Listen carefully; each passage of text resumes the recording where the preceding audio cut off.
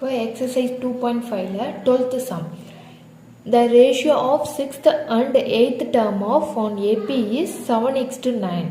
Find the ratio of 9th and 13th term. ஓகேவா? அதாவது ஒரு கூட்டுத்தொடர் வரிசையில் 6வது மற்றும் 8வது உறுப்புகளோட விகிதம் கொடுத்துட்டாங்க. 7:9 கொடுத்துட்டாங்க. அப்போனா 9வது மற்றும் 13வது உறுப்புகளின் விகிதம் கேட்டிருக்காங்க. ஓகேவா? இப்போ நம்ம விகிதம்னாலே அது எப்படி இருக்கும்? டிவிஷனில், அதாவது பை போட்டு இருக்கும், A/B மெத்தடில் இருக்கும். ஓகேவா? அதாவது T6/T8 எப்படி இருக்குன்னு சொல்லியிருக்காங்கன்னா 7/9 அப்படின்னு இருக்குன்னு சொல்லியிருக்காங்க. ஓகேவா? T6 எப்படி எழுதுவோம்? A + n-1 × D எழுதுவோம். A + அப்போ 5D, n-1 5, அப்போ 5D கீழே என்ன எழுதுவோம்? A + n-1 × D, n என்னது 8, அப்போ 8 - 1 6, சாரி 8 - 1 7, A + 7D எழுதுவோமா? அப்போ A + 5D/A + 7D = 7/9. ஓகேவா? இது எப்படி இருக்கு? A + 5D வந்து 7. ஓகேவா? அடுத்தது என்னது? A + 7D என்னது 9. ஓகேவா? A + 5D 7க்கு ஈக்குவலாக இருக்கும், A + 7D வந்து 9க்கு ஈக்குவலாக இருக்கும் சொல்லியிருக்காங்க. இப்போது இது ஈக்குவேஷன் 1 வச்சுக்கலாம், ஈக்குவேஷன் 2 வச்சுக்கலாம். ஓகேவா? இப்போ ஈக்குவேஷன் 1 மைனஸ் ஈக்குவேஷன் 2. ஓகேவா? ஈக்குவேஷன் 1லேருந்து ஈக்குவேஷன் 2-ஐ மைனஸ் பண்ணால் என்ன கிடைக்கும்? A + 5D = 7, A + 7D = 9. இப்போ மைனஸ் பண்ணால் கீழே உள்ள சைன் மாற்றணும். ப்ளஸ் எல்லாம் மைனஸ் ஆகும், மைனஸ் ப்ளஸ் ஆகும்.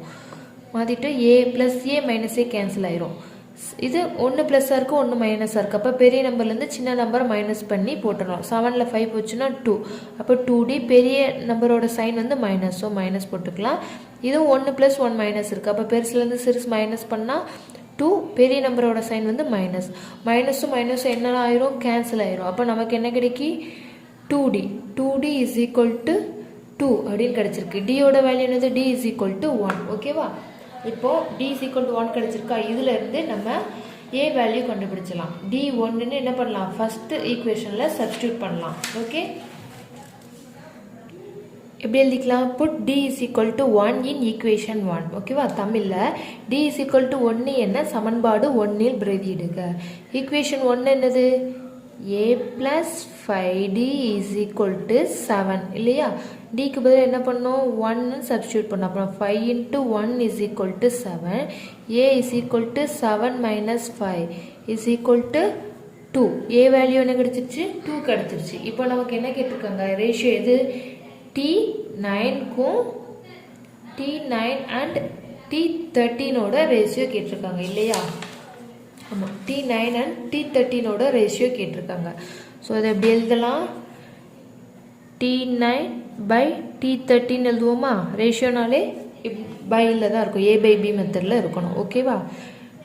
T9 A + n-1 × D by A + n-1 × D அப்படி தானே இருக்கும். அப்போ A வேல்யூ என்னது? 2, n என்னது? 9, அப்போ 9 - 1 × D வேல்யூ என்ன கண்டுபிடிச்சோம்?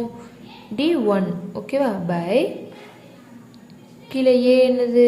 2 ப்ளஸ் n வேல்யூ 13, அப்போ 13 - 1 × D, D வேல்யூ 1. ஓகேவா? இப்போ என்ன எழுதலாம்? 2 + 9 - 1 என்னது? 8 × 1 பை 2 + 13ல் 1 போச்சுன்னா 12, 12 × 1. 12 × 1 இது எப்படி எழுதலாம்? 2 + 8 பை 2 + 12ன்னு எழுதலாமா? இப்போ 2 + 8 என்னது? 2 + 8 10, 2 + 12 14. இது 2 டேபிள்ஸில் வந்து மல்டிபிள் ஆகுமா? அப்போ எப்படி எழுதலாம்? 5 2s are 10 by 7 2s are 14. ஓகேவா? இப்போ இது எந்த ரேஷியோவில் இருக்குது? 5:7. 5/7 எப்படி எழுதிக்கலாம்? 5:7. ஓகேவா? ஆன்சர் எப்படி எழுதிக்கலாம்? The ratio of 9th term to 13th term is 5:7. தமிழில் 9வது மற்றும் 13வது உறுப்புகளின் விகிதம் 5:7. ஓகேவா? இதோட 12th sum கம்ப்ளீட் ஆயிடுச்சு.